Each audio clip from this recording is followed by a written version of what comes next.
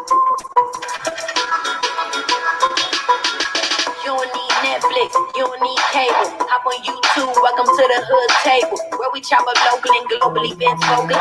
You don't really wanna miss out on these conversations. Just joke a little, laugh a little, get that wine in your system for your glass a little. Expose current events, talk trash a little. You never know, these opinions might clash a little. Get addicted to the content, got them binge watching. You don't like Hit the it, like button, let your y'all. friends watching in the house and your job parking lot before you clocking. They don't wanna miss a second of this HG content. Everybody think they got something to say, so it's an open invitation, bring it to the table. But if you come whack, just know we ain't buying in. We gon' probably turn your back until you start trying again.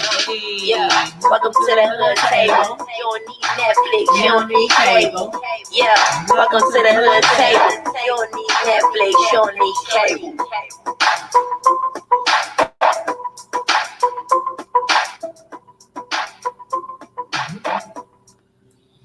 Hey everybody, thanks for tuning in tonight. Make sure you hit the like button and let me put the title of the live up here real quick.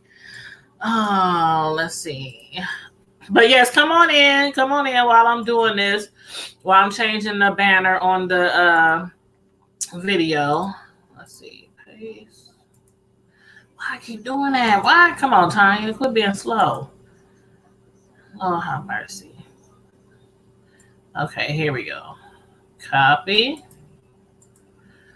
Paste.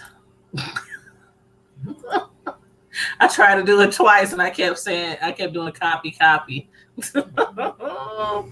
Okay, there we go, right there. Live interview with disabled patient who was denied Lupron depot by Medicaid. We're going to get into a really important discussion tonight on the hood table.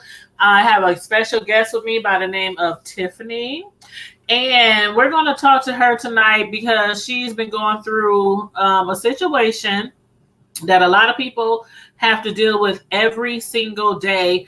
And that's having a sickness or a chronic illness. And they're trying to get certain medications that they doctor approve of, but their insurance company won't approve of. So we're going to get into that with her. And again, a lot of people deal with this every single day, and they sometimes have to go through so many appeals and sometimes have to go through lawyers and whatnot. And sometimes they succeed and sometimes they don't. So let me introduce you again. This is Tiffany, our special guest tonight. And everybody, make sure you come on in and hit the like button and share the live and subscribe to the channel if you're not already subscribed. So, Tiffany, let's jump right into this. First, I want to say that I know a few people who have been through the same thing that you're going through with having an illness or a sickness and trying to either fight with Medicaid or with disability, Social Security, and have to repeatedly get turned down so many times before they have to go and get a lawyer and all this kind of stuff. And it's crazy because sometimes the doctors are really persistent with them, giving people a certain Medicare, the medical care or procedures. So, similar to your situation. So let's just start off with what prompted you to the illness that you have right now, that you need and it's called Lupron Depot. It's called Lupron Depot. I couldn't pronounce that earlier. I still hope I'm saying it right. Lupron Depot. But let us know the reason why you have been dealing with them and appealing with Medicaid to get this medicine. Like, what is it that you've been going through? Take us back to the beginning. Well, it started like in June. I was having neck problems. And this was last year, right? June of last year, 2019. Okay. And so I was having neck problems in my shoulder, part of my left side of my neck. So the way I sleep, sometimes I was thinking it was a crook in my neck. Mm-hmm. I'm applying heat pad, muscle relaxer and everything. So one particular day, I noticed a big knot in my neck. Mm-hmm. And so it was in the middle of the morning. It was about 1, 2 o'clock. I couldn't stand the pain no more. So I went to the hospital. On arrival to the hospital, and they did all their tests to come to find out my body was covered with blood clots. And I had a blood clot that came from this side of my neck, and it reached all the way down and up underneath my armpits, and that was the biggest one. Then I had one in each lung. So I ended up staying at the hospital. I was there for 3 days. And during the 3 days, 2 more blood clots just popped up. This time I came in with 3, left out with 5. During the midst of this, I had to get blood transfusions. I had to get iron shots. I had to just deal with a lot of, IV and fluid and different things. So I spent like 3 weeks in the hospital at that time. Wow. So I left the hospital with the blood clots, but since then we're having the blood clots, like a week later, I couldn't breathe. I was at a thing called Jazz on the Green, and every time I was walking with my mom, I'm like, Mom, I can't breathe. So the next day I went back to the hospital to kind of find out I didn't have not one red blood cell in my body. Wow. And they was like, Miss Wright, we don't know how you're living because you're supposed to be dead at this point. So I ended up going back into the hospital with the blood clots. Then I kind of find out I had anemia. So I ended up doing iron, baths of iron for up to another week and a half. And were you were still in the hospital? I was still in the hospital at university. So not only was I fighting with the blood clots, which they don't know where the blood clots came from. They don't know why I have them. They couldn't figure out no reason in the world why I had the blood clots. So I was released out of the hospital in July. And a week after I was released, I had to start iron refusions. I had to go every Tuesday for 2 months to get iron. For 2 months. And I had to get it all in my right arm because my left arm had blood clots. Right. So just imagine getting a shot in your arm every week, an IV in your arm. So they was running to blockage. Sometimes they wanted to put a pick in me. And for those that don't know what a pick is, it's like an IV that they put in you. That's the and permanent it stay thing, out right? here because it was getting hard for them to find a spot to keep the IV. Okay. So during this time, they put an IUD inside. I was dealing with the blood clots, and I was dealing with a lot of bleeding. Dealing with a lot of bleeding for my cycle, I was on blood thinners, which, it helped to thin out the blood to help reduce the blood clots. Right. So the blood clots ended up leaving, but then here come the blood problem. So as of November of 2019, my body started releasing a lot of blood. And it was releasing a whole lot. That's like through your cycle. Yeah, and sometimes I don't even have to have a cycle. I could just be doing anything and I just start bleeding. And just start bleeding and going through pads, 52 pads within 2 or 3 days. Overnight pads. 52? Yes. I went through from the 2nd of this February to about the 4th or 5th of this month. 52 pads because they helped me count my pads. Wow, that's 2. And you said that's literally 2 days. 52 pads. 52 pads. And so as I was bleeding, I take a shower, blood clots will fall out my body. And then it seems like it's a homicide because blood be everywhere because I'm on blood thinner and then I'm bleeding. So it's like the blood thinner makes you bleed more. Makes you bleed more, yeah. So I'm speaking of, it came to the point where I ended up having a fibroid. And a fibroid is a tumor in my uterus. The tumor is about this big. And that's because of all the blood. Yeah, and all just the fashion and lining and stuff in my body. So the tumor is this big. It's even bigger than a 50-cent piece. Wow. And that's a nice size. So with the thyroid and the bleeding, I stay in pain. With the thyroid, it would help produce a cyst. So now I have a cyst about this big. On top of the thyroid, but it's in my lining of my my growing right here with my penny line. Okay. So I stay in a lot of pain, but the thing that's going on is they had with the thyroid and the cyst being that big, they said I need surgery. Mm-hmm. But due to the blood clots, due to me having blood clots, I have congestive heart failure, which I don't have about 3 procedures on my heart. And the blood clots, being on the blood thinner, I cannot get the surgery. If they give me the surgery, I will have to be off the blood thinner for 2 weeks. And with me being off the blood thinner for 2 weeks, it will cause blood clots and I could die on the operating table. The doctor is saying that they really don't want to give me the surgery because with my heart won't be able to probably be strong enough to handle the surgery.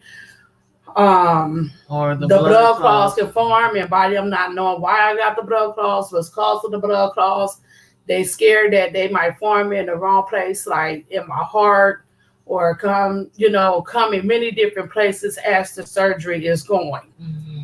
So there's a shot called the Lupron shot. Mm-hmm. This shot, they said that I would have to take every 3 months, and it would shrink the thyroid, the tumor, where I wouldn't have to have the surgery. So if I get this shot, it will keep me from having the surgery, because with the surgery, there's a real big chance that I could pass. Mm-hmm. So with this shot, the hospital, this is the first letter that I received. Okay. The hospital had contacted the insurance company, and the insurance company had told them, they told the insurance company what was going on and that I need this shot. Mm. So they denied me, and that was 1/10 of 2020. That was my first denial. Mm-hmm. And they said that I didn't meet the requirements of this shot. And they said on here that you need to try monotherapy with iron for at least 1 month. And did you do? Yeah, I did more than 1 month. I had to do up to 2 months. I did it every week. So I had did that. They said I had to be required one out of the 3 things that's on their list. Right. And I qualified for 1 out of that 3, and they still denied me. So again, the doctor, 2 more doctors went in on my behalf. Uh-huh. And when they went in on my behalf, they got another denial letter, which... And that came on 1/17, so a few weeks later. Yes. And on this one, it lists like certain things that would make you qualify, and you just have to have one of those. And it looks to me like on here you are dealing with one of these, or at least one, like the anemic, like you're anemic now, right? Because of all the blood loss. Yes. So, and then also... It says the surgery to reduce the size of the thyroid, that's what they're trying to do. Right.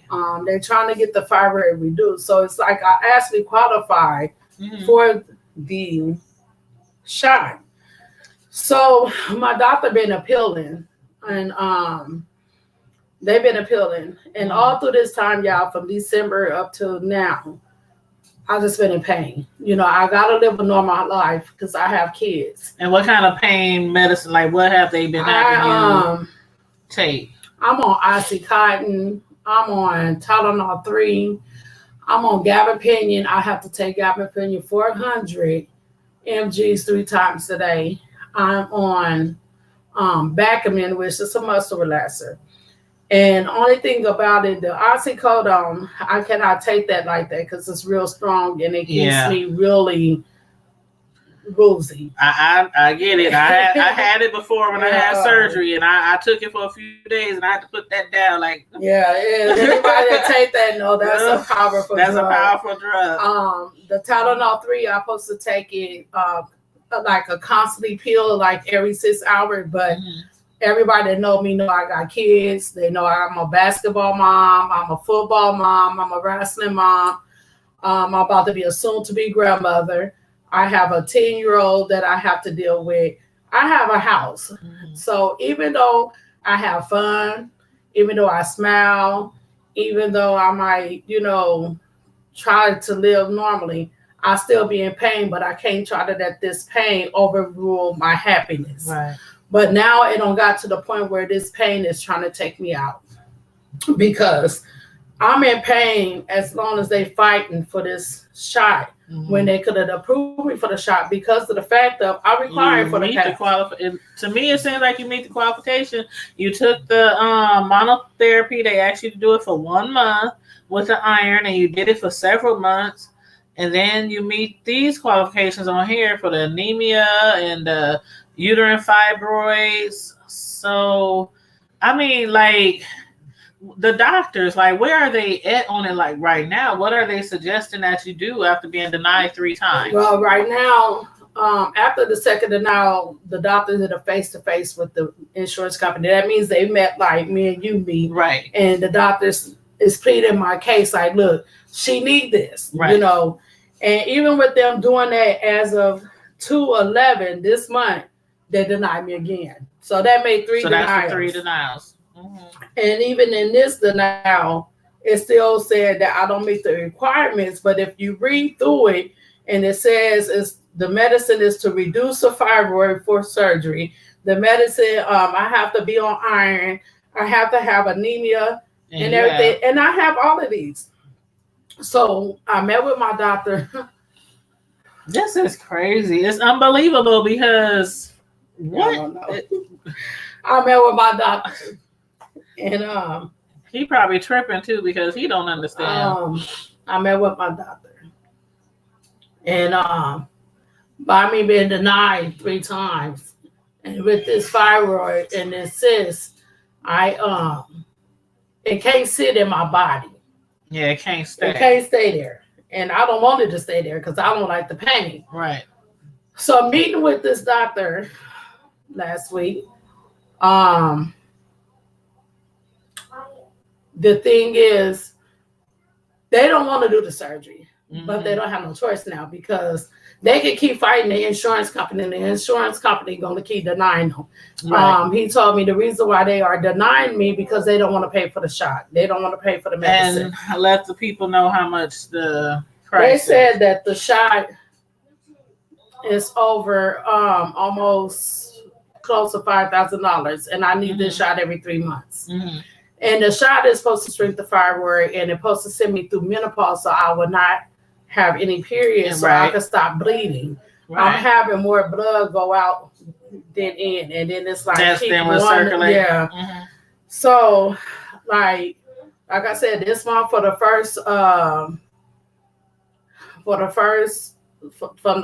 to almost the 5th or so, like I said, I went through 52 pads. And it hurts because when the blood clots comes, as I'm passing, is it like blood, a cramp, like it's from like a menstrual, or how much worse do you think it is? I don't know, but you sit there and you can feel it because the size of the blood clot that comes out, it depends on how much pain you go through. Just the blood alone is painful, but when the blood clot comes, it just it's sending like a paralyzed shot through your body. So now, since they denied me, I have to get this surgery. With this surgery, they basically forcing me to put your life on the line. Put my life in danger. I have my kids, and grandbaby on the way. I don't mean to cry, but I'm scared. I'm frustrated because now I have to have this surgery. And with this surgery,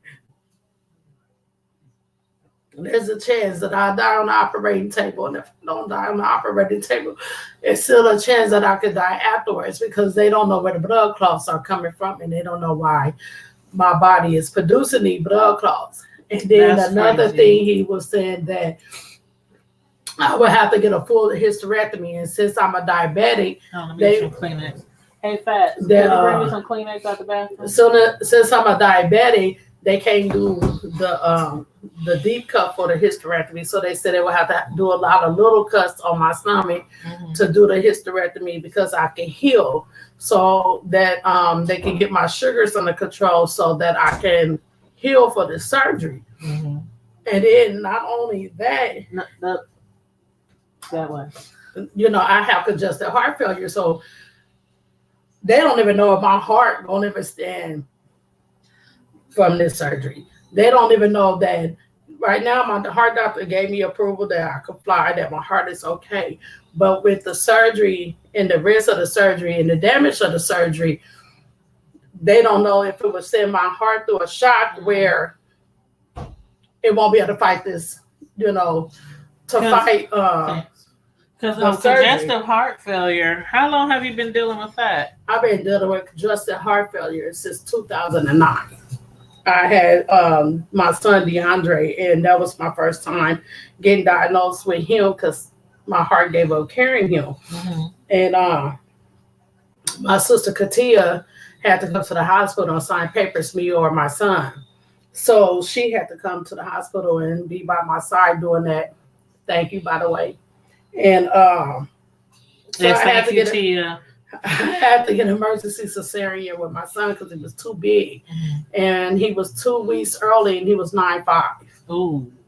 So they was trying to get me to wait to carry him, but as I was carrying him, and they was trying to keep me holding him, my heart was steady giving up. Yeah. So then after he was born, they told me I was getting better. Then in 2010, my heart get back up. So I've been fighting congestive heart failure since 2009. And so, and you actually like had your heart stop like how many times my heart stopped over the few years? My heart stopped at one time with DeAndre, and then my heart was given like offbeat rhythms where I would stop breathing or have problems with breathing or just be close, like kind of like heart just, palpitations. Yes, it's really. But I don't have 3 procedures on my heart already, and so my heart is just now getting to the point where I'm not going to the hospital as much as I used to because of the 3 procedures. But they feel like if I get this surgery and the much pain and the pressure that I be going through, that it would trigger my heart back off. Between my heart and these blood clots, I can die. And they don't want to give me the surgery. They really, he looked at me, he really don't want to give me the surgery. But the thyroid, it can't sit there. Yeah. And then I can't keep going back and forth with the insurance company because the longer they are taking to deny me, the more pain I'm still in. Right. Well, I don't know a lot about Medicaid. Is it kind of a similar process as with people trying to get on disability, where if you deny so many times, you can get a lawyer? Or do you know, have your doctor mentioned anything about that? I know they want you to have the surgery in 2 weeks, but and they want me to have it like in the middle of next month. But it could be sooner because if they get all the doctors on board, the heart doctor, the blood doctor, if everybody come into one and try to figure it out, it could be within. Summer, you think? It could be within 2 weeks or the middle. He said it's going to be most definitely in the middle of this month because they cannot keep the thyroid inside of me, and it's a nice size thyroid, and it's a nice size cyst, so they can't keep it in me. They're saying basically if they do, it could grow and get bigger, or the cyst can erupt, the thyroid can erupt, thyroid erupt. It can cause cancer. The thyroid can turn into cancer. it can cause an infection in my body if it erupt. And then, like I said, with my heart and my immune system being so low, that can hurt me. So right now, it's like Medicaid is putting me in a situation where, you know, I might not be around for my kids. And just because this shot costs like $5,000, you mean to tell me my life ain't worth $5,000 is for me to have every 3 months? And I don't even have to have the shot every 3 months, because once they give me the shot, if the shot send me through menopause and they shrink the thyroid and they send me through menopause, the menopause will stop the blood. It will stop me from having cycles. And then if that stops me from having cycles, I'm okay. The thyroid will go smaller. So that's the only thing the doctor is trying to do. They're trying to send me through menopause, you know, so that they won't have to go in to do the surgery and the hysterectomy in the thyroid. So the shot will help me. And I'm like I said, I talk to my dad all the time. My dad is my close friend. And I talk to my mom. And I have faith in God. I believe in God. I know God can work anything out. But the thing about it is it's still reality. It is reality. And whether you're having heart surgery, knee surgery, brain surgery, just surgery, period, you know, it's always a chance that something could go wrong, you know, but of course we're going to pray that, you know, nothing goes wrong. And I actually really was hoping that maybe like I was asking you about as far as like the lawyers and stuff, is it kind of like Social Security where you can just, I don't know, because I'm just now getting the third denial, so I don't know. Yeah, I think. But even if I do go and get a lawyer and get the stuff fighting and everything, that could sometimes take a while. It takes a long time, and people don't understand. Like I said, I'll be happy. I cook. I have fun and everything, but people don't understand. I'll be in pain. You know, I'm in pain now. I didn't take no night medicine or nothing because I could come here and talk to y'all about this, because I'll be in pain, you know. And the way that the cyst is made, it's in the crease of your leg. So anybody know that when you're using the crease of your legs, you gotta walk, you gotta sit down, you gotta, you know, every you which use way you that move. part everywhere you move. And I can't let it overtake me. Some days I have my good days, and some days I have my bad days. And when I have my bad days, I thank my kids, because they're the only one that be there, you know. And you know, my sister ain't here. My sister's not here. You know, I have my mom. Yeah. And you have been there for me and everything, everybody, but it ain't the same.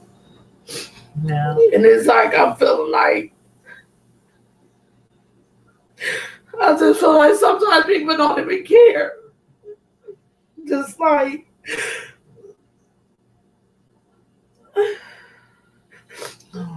it's like they don't care. I would love to see that support sometimes that I try to show others and do, but I know everybody got their life. But people don't know what I go through behind them closed doors. Yeah. And I honestly, I don't be knowing a lot that be going on either. Like I know sometimes I done chewed you out on Facebook. I know I have. I be trying to do it in a nice way. I mean, like, what's going on? Why you didn't say that? Why you don't call? And you always say the same thing.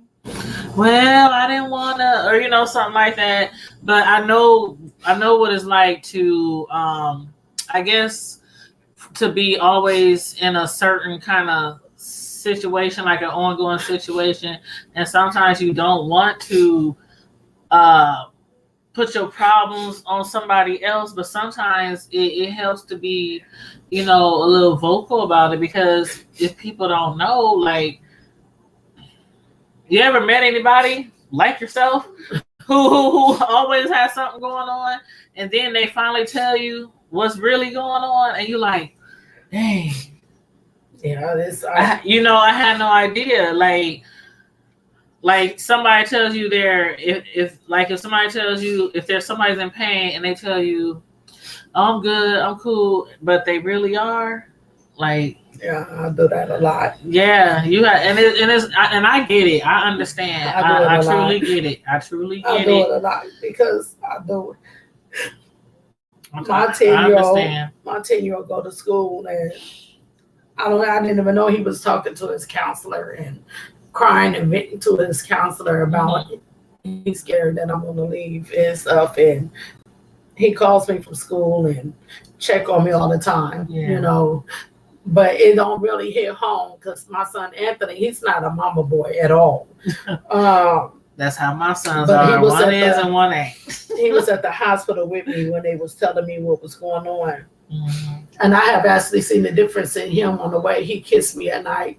Mm-hmm. I seen the difference in the way he kissed me before he go to school.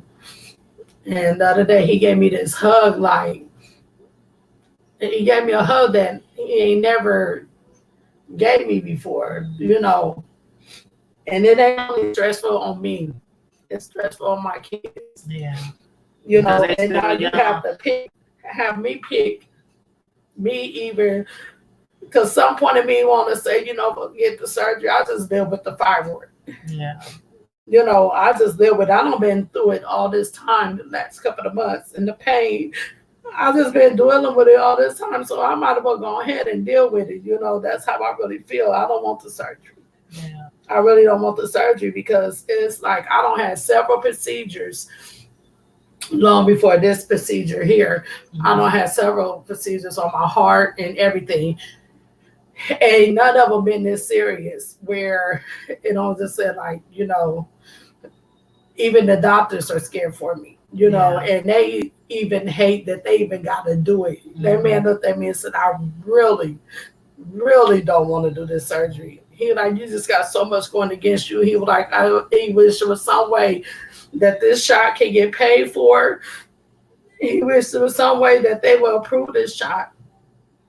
And so when he told me, I called my dad, and I talked to my dad. Mm-hmm. And I like, Daddy, I don't want this shot. So I said, can I go to Channel 7 or someone to help me, because I ain't never told my business to nobody out there like this. Mm-hmm. But now it's serious. It is really serious. And I was even wondering, have you ever thought of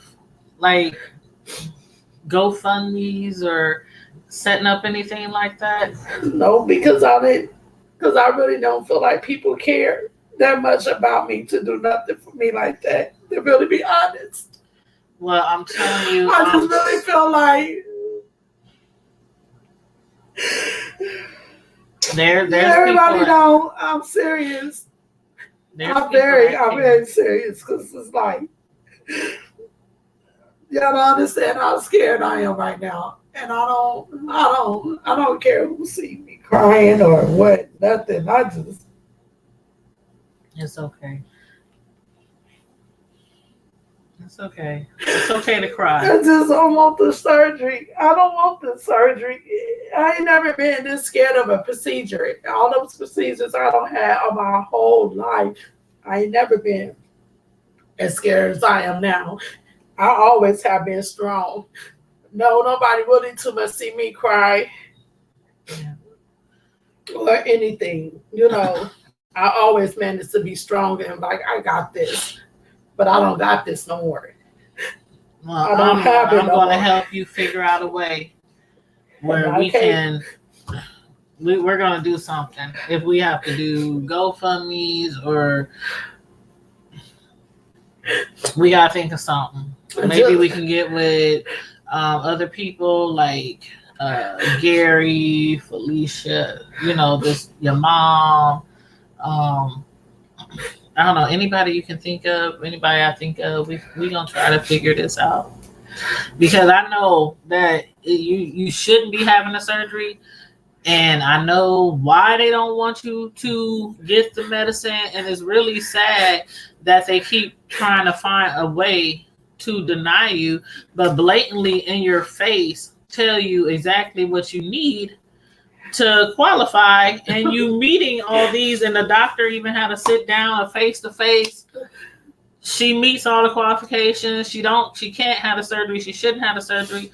So I think the last resort is we try to get out there and raise some funds for it.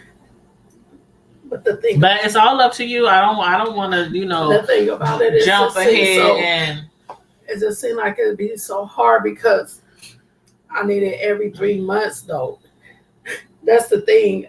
Even if I get the shot or raise enough money to get one dose of the shot, and maybe God work in mysterious ways, and maybe I only take one shot. And that's what we will hope for too. Imagine, that if I have to get another shot, I can't do a GoFundMe fund every 3 months, and I can't try to get raised money every 3 months to get this shot every 3 months until my body go through menopause or through whatever they need me to go through. Well, we're going to figure it out. Even if we do one GoFundMe and put like a certain amount on there, like enough for 3 shots.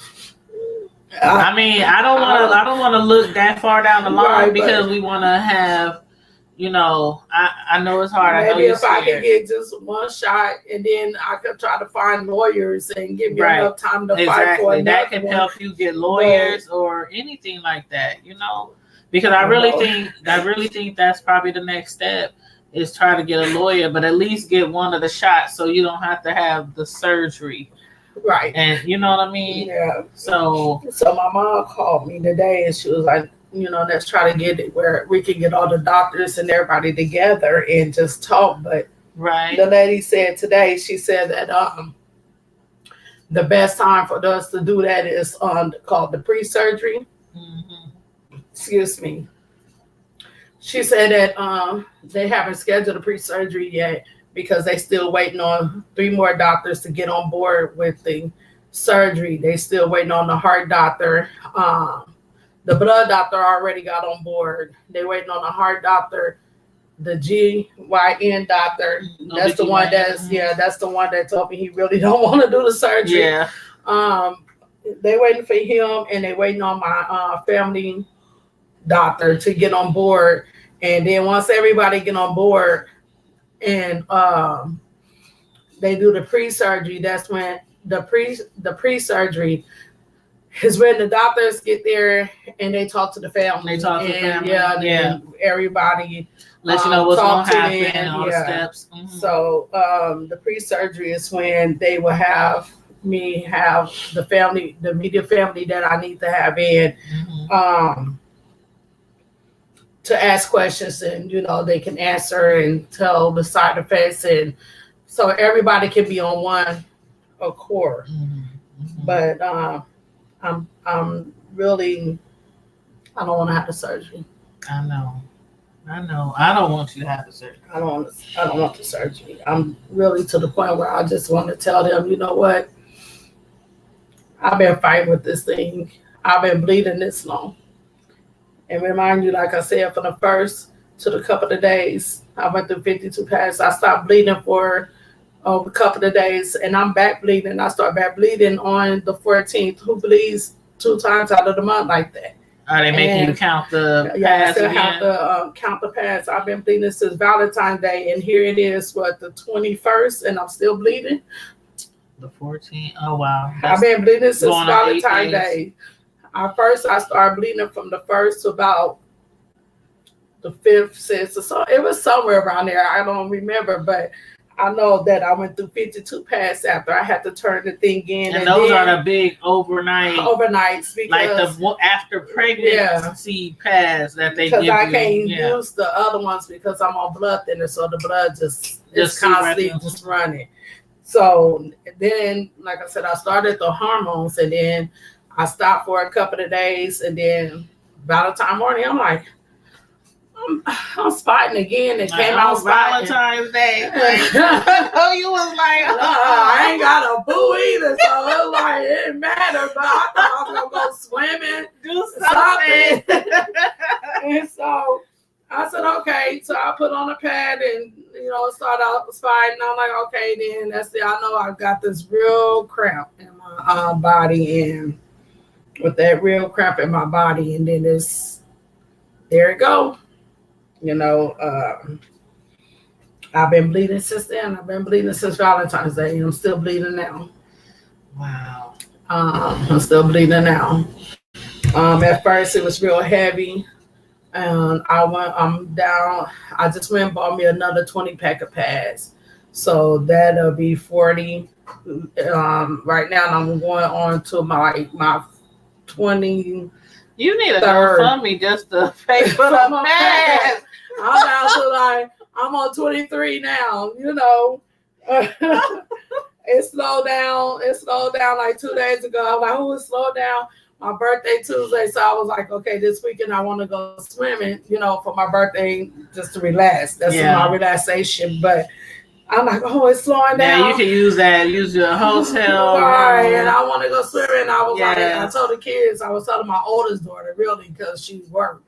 I'm like, Cola, I want to go swimming. That's what I want for my birthday. Mm-hmm. So it slowed down. I said, yes, I be had to go swimming. That must have, boom, here I am again. I'm like, dang, I can't even go swimming. So I'm back bleeding through the pads. First I was slowed down, and now I'm back bleeding heavy. Well, I hope again, it stopped before your birthday, because my birthday got me on Valentine's Day. You can't do this on the birthday. Yeah, it is supposed to snow next week. It's supposed to snow on Tuesday on my birthday. I'll be 42 years old. Who want to die at 42? Girl, you ain't going to die at 42. You're going to live to see 42 more. You're going to be old and stuff. I'm like, you got another gray hair, girl. And I get my first one first.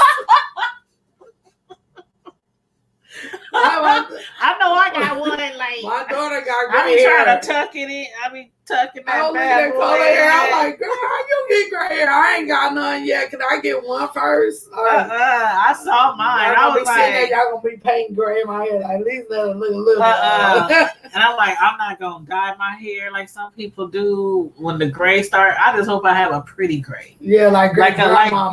Like a blue. Yeah, great grandmama has some beautiful hair. But yeah, I just want to, like I said, I got Anthony, Cola, DeAndre, and then I have a grandbaby, my first grandbaby on the way. I can't wait. And he is due July 19th. Such a good mommy. Yeah, July 19th, and I just want to be around. Like I said, I got faith in God. I do too. I got faith. I pray. We put our faith together, and a lot of people, keep Tiffany in your prayers, because she certainly needs as many prayers as we can come up with. More prayers than she can handle. Right. That's what she needs for her and her family and her kids, that she won't have to have this surgery, because the doctors have been begging and pleading with Medicaid, telling them she needs to have this situation fixed. But surgery is like the last. They don't even want it to be a last resort. They don't want. You heard her discussing it, and her doctors, they don't want to do it. They don't want to do the surgery because they know it could potentially be complications. Even though, like she said, we believe in God, we pray, we have faith. But we gonna pray and have more faith that she won't have to have the surgery at all, and they'll figure out a way to make this happen. And like I said, we gonna sell some catfish dinners. Man, I love cooking. I'm just saying. I love cooking. I'm just saying, we sell some catfish dinner, sell some. That's crazy, because I've been so lazy, and I ain't even gonna say lazy. I just been so drained. I ain't even been cooking like I've been. My kids, my mama, for dinner at. Ain't got no. I'm out to get up, but yesterday I made some roast, And ooh, I need to come get some leftovers. Girl, there wasn't no leftovers. I made the roast and went to sleep on it because it's like I go to sleep like this.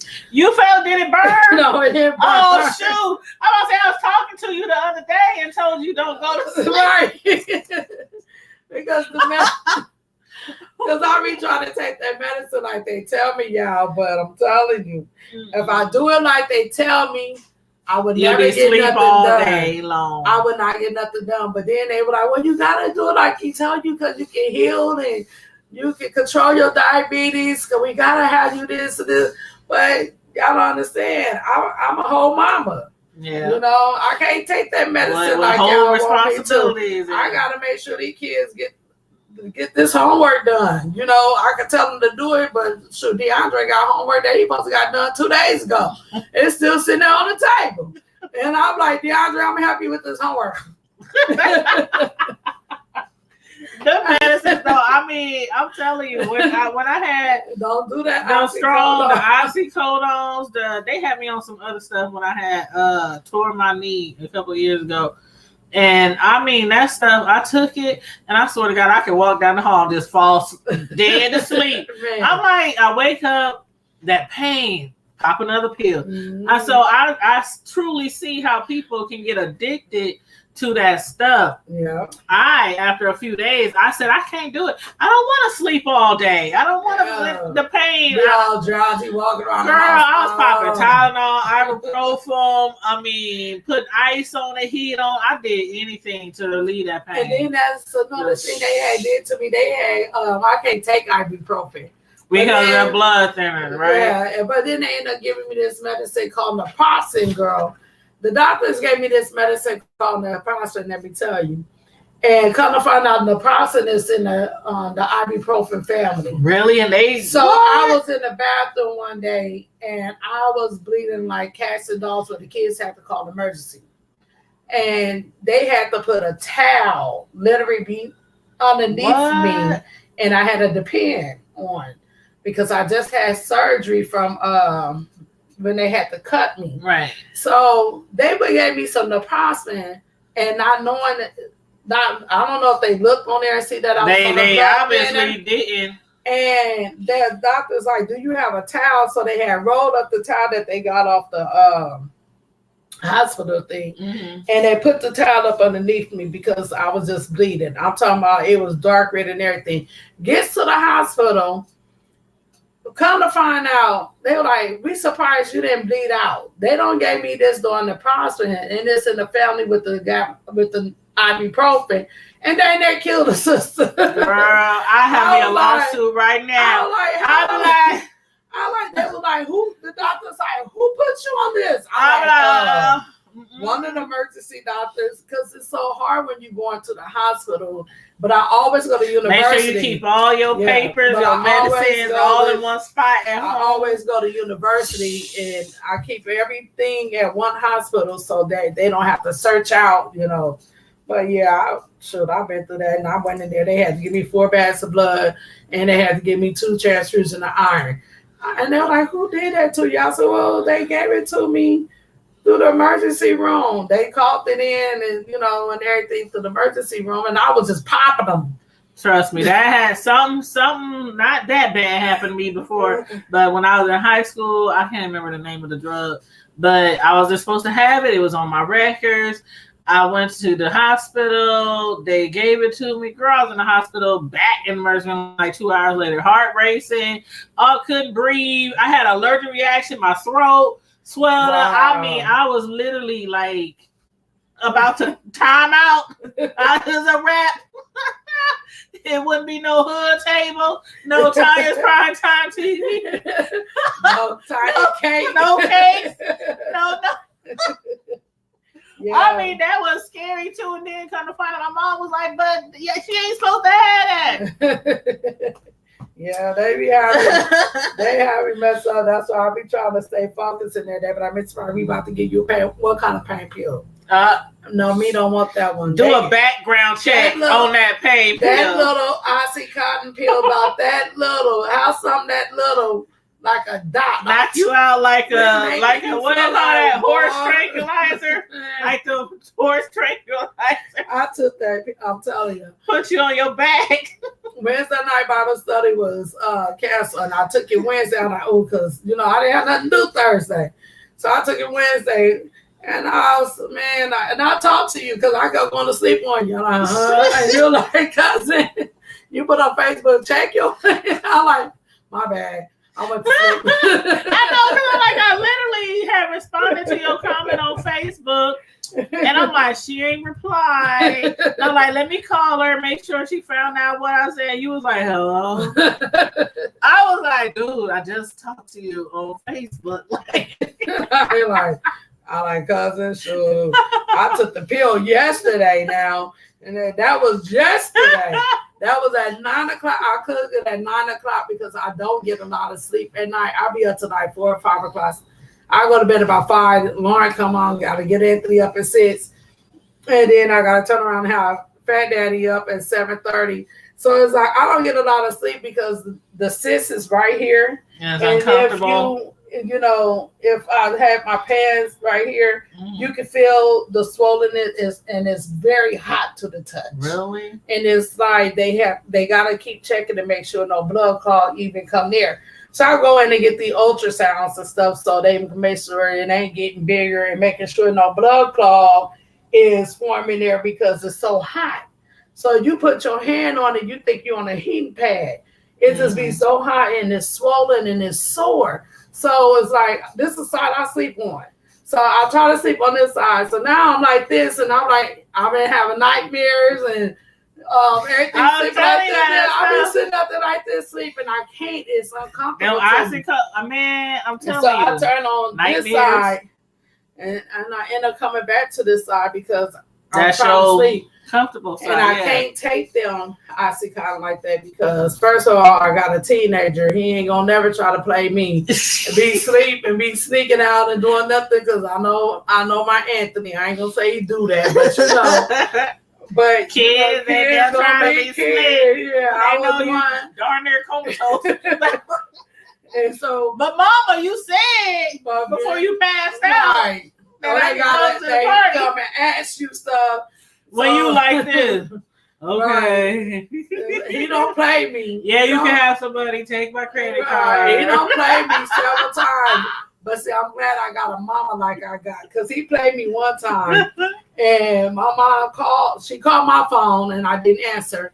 And so she called his phone. And she was like, where you at? He said, oh, I'm outside, something. And it was like 10 o'clock at night. And my mom was like, where your mama at? He said, at home sleep. She said, boy, if you don't get your... She said, if you don't get... He almost made me Sister Starsky. He said, if you don't and get she didn't even put no pressure on him. He just, she at home. She at home sleep. And then she like, your mama know you outside at this time. And he was like, something. He told her, yeah, she told him something. My mom was like, if you don't get, she said, Anthony, you don't get your time in the house. But she made sure the next day she told me, I talked to her, she like, what you doing? Where was you at 10 o'clock? I said, man, I was in the house sleep. She like, well, Anthony was outside. I was like, Anthony was outside. Oh, was he? I said, Anthony was upstairs. She like, girl, I'm telling you something. She gonna tell. You gotta set some booby traps. I ain't saying no bells. So like all kind of bells and stuff. It was like, girl, I wouldn't hear them bells. I don't hear a phone. I don't hear. When you take that little pill, it's over. You ain't hear nothing. It's a wrap. I don't take them like that. I take my Tylenol 3s and I take my muscle relaxers because with my Tylenol 3, I still can be asleep, but I'm hearing you. You know, I'm hearing you. I'm hearing things around me, but I'm still asleep.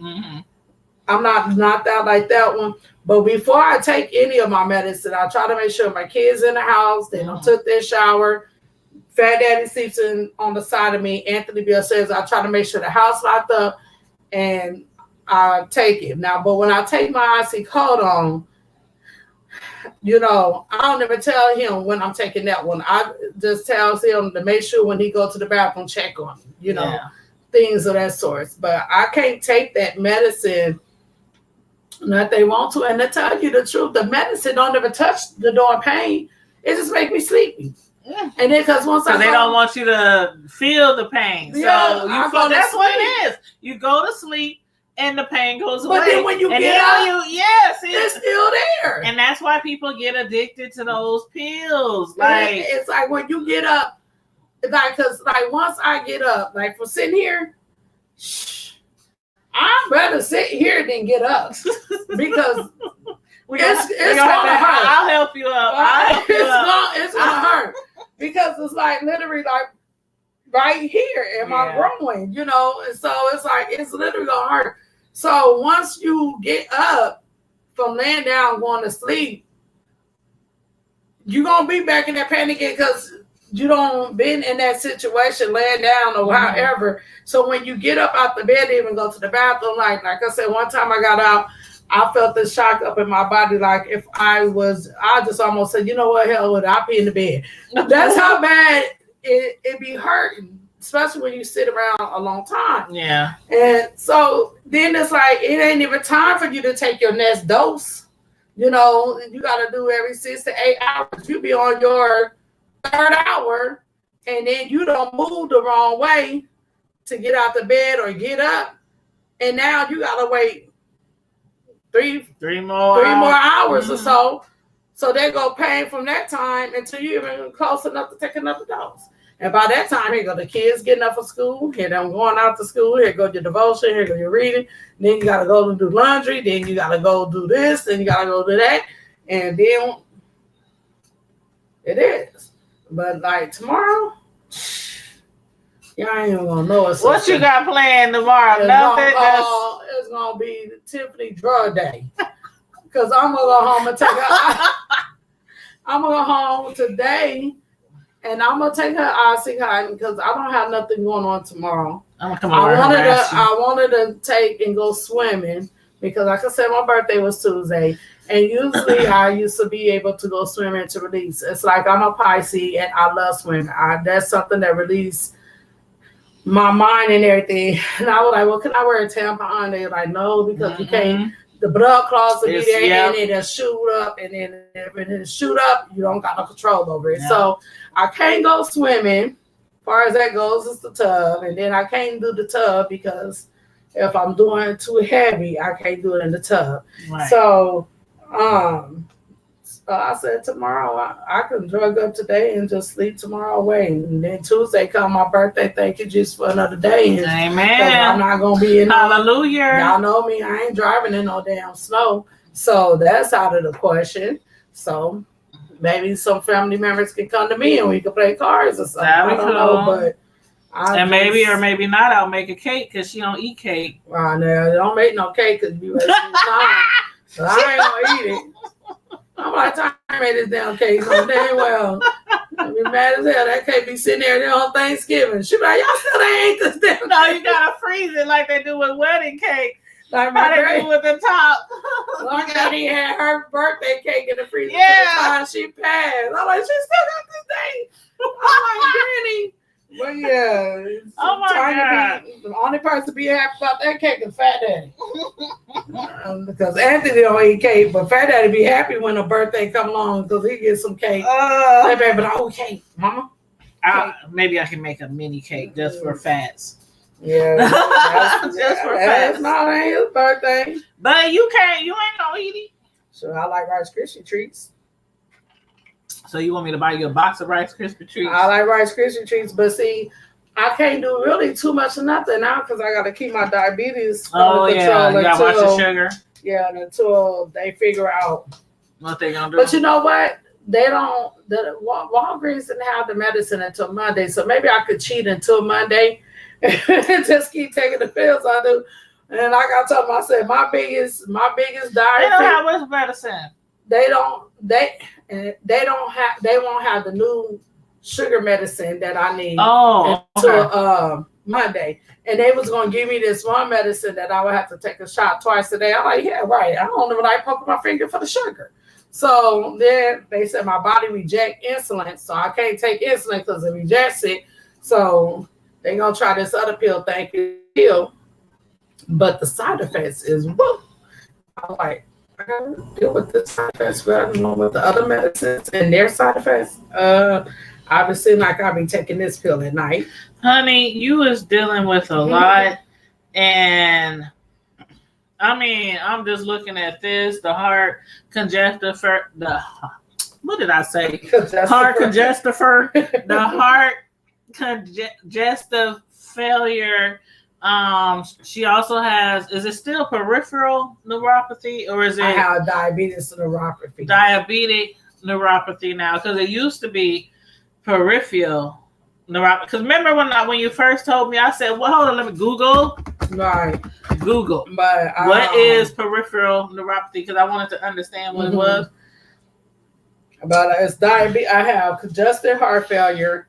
I have neuropathy, and for those that don't know what neuropathy is, it's nerve damage, and my legs and my hands are swollen up so bad that it feels like if you touch it, it's gonna bust. And actually, I hasn't had to really deal with that since I lost 89 pounds. When I lost that 89 pounds, it's kind of took that away. But when I was dealing with that, I have to say, Allen, thank you. Toya Dawes, thank you. Thank y'all. Shaq, Jackie Wright, everybody. Patrick Russell, all of y'all. I thank y'all because that was down on 23rd Street. I was going through it, and my mom had to move to Omaha to help me because I didn't have nobody to sign papers. So she kept coming back and forth to Memphis to Omaha signing papers, and who it got to the point where she was like, you know what, we're going to have to go to Omaha. But neuropathy is nerve damage, and sometimes I couldn't even walk. I had people older than me coming to help me get in the tub. But I'm glad I don't have to deal with that as I did then. I lost 89 pounds, so that kind of went away. I don't have to deal with the burning and cessation and the tingling that much. It comes and goes when it wants to, but it's not as much. Yeah. Congestive heart failure, I got to watch my water intake, which I don't do. So you can't have too much water. Okay. And then I have to take a water pill so that, if I have too much water, it drains. Yeah. I have anemia, and I got diagnosed with that in June. That's when my blood cells left. I was diagnosed with sickle cell anemia, which my iron level stays stupid low, which I sleep with a sheet, a heating blanket, a comforter, and a quilt. You know what they say about the low blood? And be freezing. I have a heater in and my a room. Space heater. And my kids, we walk around the house partial naked. My heat be on 75. They be like, Mama, you remind me of my friend Sam, because she always cold. I remember one time I went over her house and I swear it was 100 in hell. And I sat out on the porch in the wintertime, like, oh my God, it's so hot in there, I can't do it. Right. And she was still like cold. Like, so I get it. Yeah, and it's crazy because my kids do. My kids sleeps with absolutely boxes on or shorts. And they be like, Mama, please. They be closing their vent. And I'm like, for real, y'all hot. Everybody, my daughter, she pregnant. She just stay in the basement. Everybody know my basement cool. She don't ever mess with her. She don't even sit upstairs and watch a movie. And that's be too hot. And you know you're pregnant, so you know your hormones. I'm sure your daughter be already hot because of the baby she and the be having them attitude. She's like, Mama, it don't make no sense. I'm like, I am super cold. And they be like, Mama, it ain't nowhere near this cold. So they be sneaking to turn down my heat. They be sneaking to turn down my heat, but I know the difference if I walk from my bedroom to the... And it's like a draft. Yeah. So I keep the heat on 72, and then I just stay in my bedroom so it just be hot to me in my room. Yeah. So they can walk around, feel comfortable. You gotta crack a window up in there or something. And I go in the living room, like, okay, give me my blankets. They give me like 3 little blankets, and I'm in there. But that's how it is when you're anemic. That's how it is. I'm sitting in your house right now, cold as hell. And I'm over here like, hi. I'm like, do you need a jacket? We got some throw covers in there on the couches. Yeah, they'd be stupid cold. If I could have 2 coats on, I could. But then I have I have thyroid. Yeah, you also had a thyroid. Yeah, I have thyroid. I have neuropathy. I have anemic. I'm anemic, and I have congestive heart failure and my blood clots and the blood clots. So I have a lot going against me. But like I said, I still maintain to be strong. Mm-hmm. But even sometimes the strongest gotta cry sometimes, and this is my crying moment, because it's no judgment, just it's too much. I still want to have fun. I still, like I said, I still have fun. I kick it and turn up every now and then, especially on your birthday. Actually, I stopped that. No more twerking. No, I can't even twerk because I could twerk and get down. I ain't gonna get. I ain't been out of twerk in a long time. I used to get down there and do that, but yeah, I've been trying to stay. I got one half a twerk, like it ain't even one half a twerk. It's like I've even been. It's like a monkey jump. Like what? The chest still got some, but the back don't want to do nothing. I can't do nothing. I can still move around, and I like I said, I still have fun. People be like, oh well, she ain't hurt that bad. She, she was just partying, or she go kicking and everything. But if I sit around and just let the pain overdo me, then I might as well be dead. Yeah. I might as well be dead if I just sit back and be like, then that'll cause depression, then that'll cause me to drink or cause me to get frustrated, and it cause you to go through all kind of different things that you're not trying to go through. So yeah, I still live my life, but just because I live my life don't mean that I don't be in pain, because at night I suffer from that. And then not even at night, sometimes I be suffering and I'm still cool, I'd still be cool. The night of your birthday, I had fun. But boy, sister was hurting. And I didn't know. I mean, I don't be knowing. Then, if you don't say anything, I don't know. Like, oh my God! Like the times when I hear you talk about it, I'll be like, well, damn. And then of course I start praying. I'm like, oh my God, I hope she's gonna be okay. And woo woo woo woo.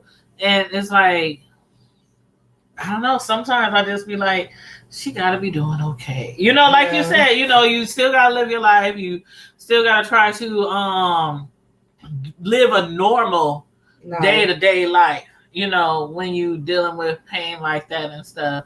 So sometimes it's easy for people to forget, too, that, what's going on. If it's like, when people aren't dealing with the same thing other people are dealing with, it's easy to be like, oh, they cool. Right. You know what I mean? Like, they cool. Yeah.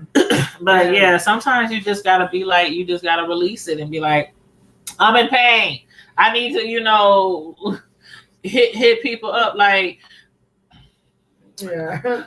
This is one of my favoriteest cousins in the whole widest worlds, right? Y'all probably didn't know that before we went live, but a lot of people watching know that we're related. And it'd be times when I'd be like, Tim, do you want me to have the sons come down there and clean up the house or help do this, take out the trash? That's when yours was little younger. Yeah.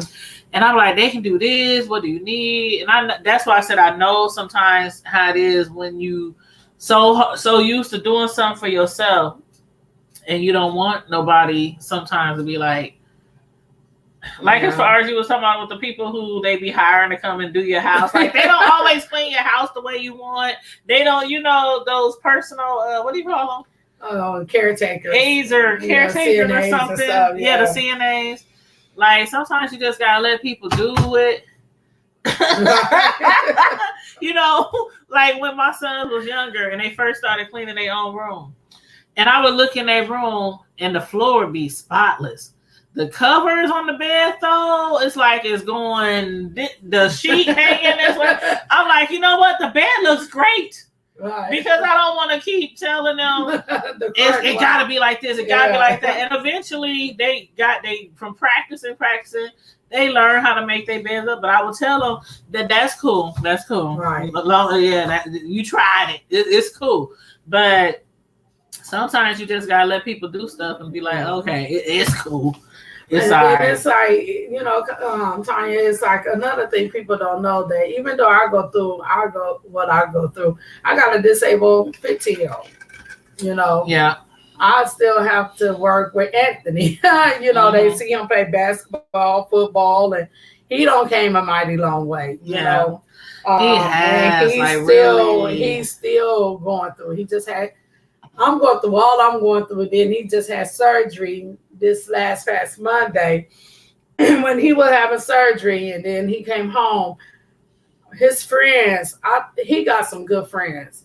They came over, Mom, do you need, what he need to do? We need to take out the trash? They rake my yard.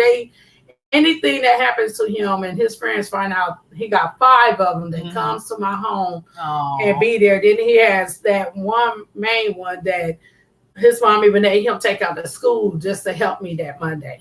And people don't understand, I still have his appointments and his disabilities to also work through. And he's about to get surgery. He just had surgery. His mouth. He just had surgery for his mouth. Because he has, what is it called again? Cleft palate. He was born without the cleft. Now that's the top part. Yeah, her son was born without the top of his mouth. How many surgeries have he had since birth? I know it's been a lot. A lot. A lot. And he got how many doctors? A lot. A lot. Like, yeah, I remember he had the Boys Town team, then he had the children team. Now he's only down to the university team, which is about 8 doctors now. Okay, so he's down to 8. So I have to keep a track. Like the team, the clinical facial team alone is just like 4 doctors. But outside of that, the clinic part, I still have to keep a track of his appointments and his surgeries and the things he needs. He just had surgery this Monday for 4 wisdom tooth, so I had to take care of him in pain. And then the bad thing about it is we only had 1 heating pad, and he needed the heating pad. I needed the heating pad, so I had to give it to my son because the heat helped him on his face, and then I needed to put it where I needed to be so I could get some kind of comfort. So I was like, I'll sleep in the tub. I went in, made me some hot water and left down in the tub. And then I was like, Mama, you better go. You better fall asleep. Don't take that little tiny pill. I'm sorry. Hold on, I'm sorry. He was like, all right, you gonna be like, when you sit. No, he didn't. He said nothing counting bubbles. Oh, Whitney, forgive her. No, because there been times I'll be laying in there and I'll be sitting up there. I'm like, oh, shoot, let me get myself up. Because it be that way.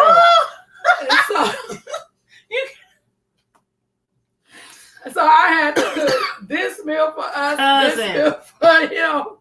I'm talking about it's just been a He said you're gonna be like Whitney Houston. Mama. Don't be in that tub. Oh, he's so. Oh, he's and it's not funny, but it's just imagine what your kids will throw out at you. Out of the mouth of babes. Out of the mouth of babes. Because he don't call me several times in that mug going, I'm like, oh, shoot, let me get up out this tub. You know how when you little, I mean, when your kids are young and you watch them, like when they get like the age where you think they okay for a minute in the tub by themselves, like 5, 6, years old, but you still like right there. And I had it bad. I would walk out the bathroom to go get something. You okay in there? Yeah, I'm okay, Mom. Like 30 seconds later, I grab something. You okay in there? They be like, Mom, I'm fine. Man, I had that bad. So they got like 8, 9, 10. Girl, DeAndre 10 years old, and I just went in there yesterday. But like, boy, get out the tub. He jumping. You can tell he was sleeping. Oh my God. He splashed water. Told my mama, quit scaring me. I'm like, get your butt out this tub. You know, been sitting in there for like 34 with.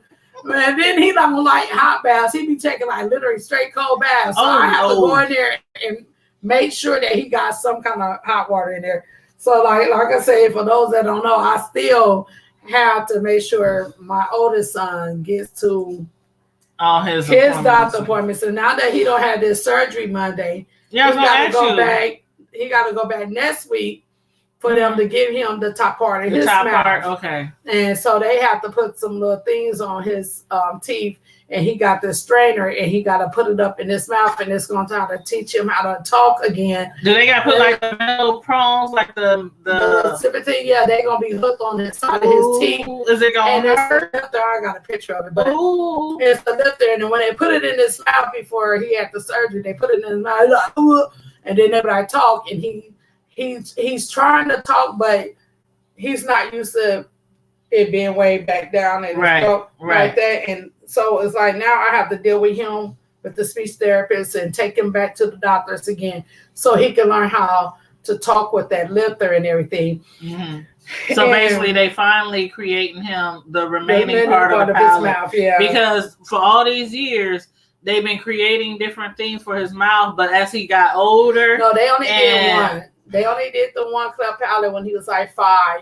But as he got older, and that was he the one grew in the out front. of it. That's the one. Yeah, that's what I mean. Like they have to wait to like stages of his life before they do the actual. Yeah. So right now he's to the point where, you know, they made it where it could fit in, but he had to get the 4 wisdom tooth to come out because when they designed it, they weren't there first. So now will he have to go through this again though once he becomes like an adult? Well, hopefully with this. It'll teach him how to talk. So when they take it out, he'll know how to talk on his own without it and know how to pronounce his words. Oh my God, I can't believe Anthony gonna be talking different. I'm so used to him. I mean, like some people would hear him talk and they'd be like, what's wrong? You know, and I remember, oh my God, remember when he was younger? Yeah. And you like had to translate for me. He'd be like, Cousin Tanya or something. I'd be like, it was just the way he was talking, and I'd be like, Anthony, what you say? Boy, just go get it. Right. Just go, whatever you want. So for him to finally get it, right? This is gonna be crazy. And so that's what I said. It's not only about me. Yeah. It is about me, but it's not. Go in the bathroom. Put in the bathroom. It's not only about me. It is about my kids too. Because if I leave this world, wouldn't nobody know what to do with Anthony? You know what I mean? Their dad's not around. I'm a single mother, and I've been going through this for 15 years and 10 years with DeAndre. He wouldn't know a doctor to call. He'll call the vet because this man don't know nothing about nothing else. He would know who to call, or would nobody know who to take care of Anthony. You know, so I have to. He gonna call Brenda. I would have to be here to make sure everything is okay because he got a long journey too. And I got to be in that long journey process with him to make sure that he achieves what he also has to achieve. So it's like, even though I go through what I go through, like I said, I still am a mom and I still have to support him in football, basketball. And then DeAndre has allergies real bad. So every week he got to get 3 shots every week, and he got to do this. I got to maintain and go make sure he got his stuff, get his 3 shots, keep him on his allergy pills, keep him at the ear, nose, and throat surgeries and everything. And this constantly, like right now, he's got a big lump in the back of his ear.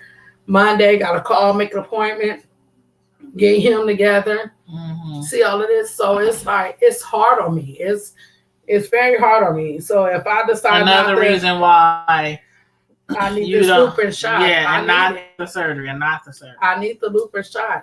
And it's another reason for me to just say, you know what, the hell with that surgery and just deal with the pain. I'd rather deal with this pain and everything. At least I know I'm seeing another day to accomplish things with my kids. So I'd rather deal with this pain and be hurting than to take that high risk surgery. Especially, like I told my dad, and I thank him, Mr. Wardell. I thank you so much, Daddy. Yes, and if he's watching, Daddy Wardell. My mom, Brenda Starks, I love y'all because, like I told my dad, if I understand I didn't qualify. If I didn't qualify, so if I didn't meet none of these requirements or anything, I understand them not paying for the shot. But now that I know everything and all these three different denial letters that they asked her to do. She did them. All these other medications they asked her to try first. She did them. And her doctor sent in request after request. Even after so many denials, he went in the next time and did a face-to-face appeal, begging them to give her this shot that she needs to have. If y'all missed the very beginning of the video where she explained in detail why this Lupron depot shot is necessary for her illness and her pain, please rewind the video. If there's anybody out there who have some words of advice or somebody that you think that she should speak to, whether it's an attorney or somebody, you know, in medicine involved in disability, Medicaid, anything like that, feel free to hit me up, comment in the comment section below, or you can hit me up on the Hood Table on IG or on Facebook. We have a Facebook page. You can hit me in the Hood Table inbox on Facebook. Excuse me, but you got something to say? Yeah, thanks everybody for hearing me out. Thanks or anybody that's saying prayers for me and my family. Thanks for anybody if they can do any donations. I was gonna ask you, do you have like a Cash App? No, I don't even know what that is. My dad asked me that the other day. I'm like, what did you? We gotta get you a Cash App. Yeah, but I'm just saying I don't know what that is. Your sons can probably, hey, okay, if I gotta help you, I'll help you. But I'm pretty sure that your sons can probably do. Both of my sons got Cash Apps. I didn't even know they did have Cash Apps. Anthony just be on Instagram and following football. Please, my sons be Cash Apping each other. My dad asked me that. I was like, "What's that, Daddy?" But yeah. But it's kind of like PayPal. It's kind of like PayPal. Yeah, I don't know. That was funny because your mom had wanted a cake last week, and I told her to Cash App me. She said, "What's that? What's a Cash App?" I didn't feel bad. No, your mom said the same thing. I was like, "Doggone it, it's the same as PayPal." She said, "Well, I ain't got that. What's that?" And I'm like, "Never mind. You can pay in person." Right. I don't know nothing. My dad asked me that too, and he was trying to explain it to me. He was like, "Never mind. I'll go to Walmart." Well, this is what we're going to do. But I thank everybody. But we're going to find out if we can set those up, because I know sometimes when you have the Medicaid and you're on assistance and things, there's sometimes a thin line with having a certain amount of money. But, yeah, but the thing about it, the money it won't belong to me. It'll go straight to the shop. Mm-hmm. So they can, like, if they did a Cash App or whatever you said, it would have to go to. They could put the Cash App in. You know, they could put the Cash App in, and you pay for the shop through university, mm-hmm. and they got a special doctor that will give it to me. So it's like, even if they like, so say if the shot was $5,000 and they came up with the $5,000, only thing I'll do is take the money and go to university and pay for the shot, and they'll give it to me. They'll interject it inside of me. Okay. And then, you know, they can have a receipt. I know, I'm just saying, but they'll I'll have a receipt and everything for everything. Yeah. But it might be easier. Hey, I say do them both. The Cash App, the GoFundMe. Hey, we'll figure it out. Well, I'm just saying. I will post the links later once she gets something set up. I'll post the link. I will see how, if they can just get the money and pay towards. If they can pay directly to like the hospital. University. Yeah, that's what we're going to try to do. So it won't even cross her hands. Yeah, it'll just go straight to university. Right. So I don't want nobody, but like, how we know she's gonna pay for the shot? And we know people ask those questions all the time. That's why on here, I have my little Cash App on here when I do a show, but I do not come on here begging for monties. Like I see a lot of YouTubers on here need their light bill paid, they gas bill, they need gas, they need cigarettes. I'm just I done seen it all on. Girl, I done seen it all. I'm just trying to live. No, I mean, not nothing like that. I'm just saying, I know. My car just got repoed. I need a Cash App. Like, yeah, people be on here asking all kinds of stuff. I'm trying to live. That's Like I said, I ain't even used to coming out to people telling nobody I my know. business. And Yeah, because again, half the time I be knowing what's going on. And Tanya said, "Hey, I didn't know you was in the hospital." I'm like, "Oh, you know, hey, how long you been in the I'm hospital?" like, where you at? What's 2 the room weeks. number? What's the? I'm like, you been in the hospital 2 weeks? And you ain't said nothing. And I called down to Texas. Did you know that she was in the hospital? Is she? I'm like, Felicia, Don't like, no, don't nobody know. I'm like, okay. Yeah, I'll be very, because it's like sometimes it ain't nothing, you know, someone can do. And then sometimes you be tired and sometimes you go through a lot and you just don't want to bug people with your, you know, Sometimes with your the only problems. thing people can do is You pray. know, but And right now I'm not bugging nobody. I'm just putting it out there because it's serious. It don't hit too close to home. You know, it's serious. And like I put Anthony out there because I want everybody to know that it's not only about me. I have a disabled son. I don't mean to call him disabled, but he is disabled. Yeah. You know, they both are actually he played on disability. He played sports and everything like that, but it's hard for him to get the job that he would like to because he have to talk to people. And everybody that know my son knows that he has a speech He was problem, born whatever. without his And palate. even with that, they took his disability from me back in June because I was in the hospital and couldn't file for his information, so they took his disability from me. I remember. So that was a big loss of income in our home, and we've been struggling through that. We don't been struggling through my medical problem, his medical problem. We've been struggling through DeAndre, getting the proper things he has. And then like my daughter, she's high risk. So I'm struggling with helping her, making sure, you know, she's okay and she carries the baby full term. And so it's like, I'm a mom and I got a lot on my hand and they can't lose me. Mm-hmm. They'll be lost. And not only them, people that will have to take care of them will be lost. Because they wouldn't know where to start. And then not only that, a half of them wouldn't be able to step in my shoes. A half of the mothers or half of the grandparents wouldn't even know how to be in my shoes because I don't only take care of my kids. I take care of some of the family. I take care of some of the uncles, the aunties, you know, might not be physical, mentally. I do all I can do for any and everybody, friends, everybody. So my shoes is really hard to fill. And I have to be here. I got to be here. Yep. So I would like to thank y'all for hearing my story.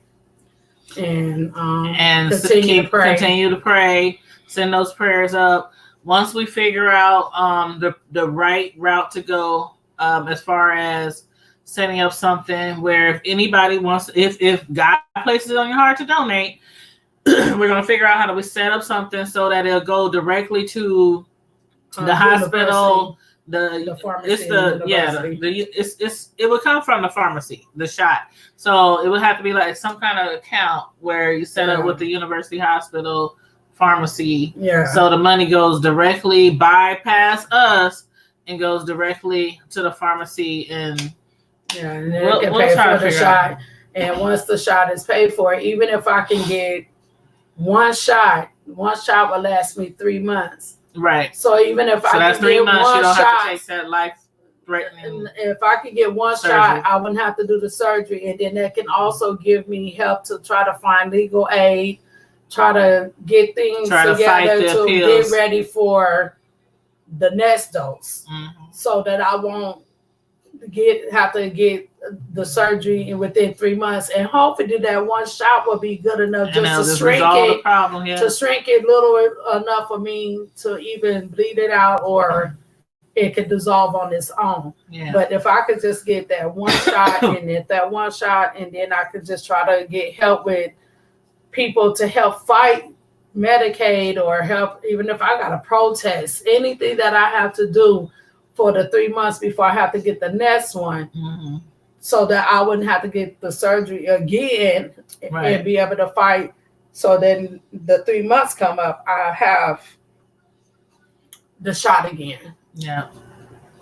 Well, that's what we're going to be hoping for. We're going to be praying for that we can get the funds appropriated to the right area so that you can get the shot. And we're going to continually to keep Tiffany and her family in our prayers, that she will either end up getting the money raised for the shot, or get an attorney or somebody to help her fight, because it's hard going up against Medicaid. These big insurance companies, Social Security, disability, when they don't want to pay a specific amount for a specific medicine or procedure that your doctor keeps appealing because it's absolutely necessary for you to get something done. So everybody, let's keep Tiffany and her family in our prayers again. And again, if you have any words of advice, anybody you think she should be in contact with, feel free to put it down in the comment section after the video. And also, you can hit me on IG on the Hood Table, or on Facebook on the Hood Table if you want to inbox me to send her a message. So with that being said, everybody as usual, on our way out. Now you can message me on my life, right? Oh yeah, Messenger. I'll put all the information in the description box, like your contact information and everything. You got email and all that too, right? Okay, yeah. So yes, in the meantime and in between time, Prime Time TV Squad and the Hood Table Squad, stay safe, be blessed, and we out. Deuces. Thank you, Doctor.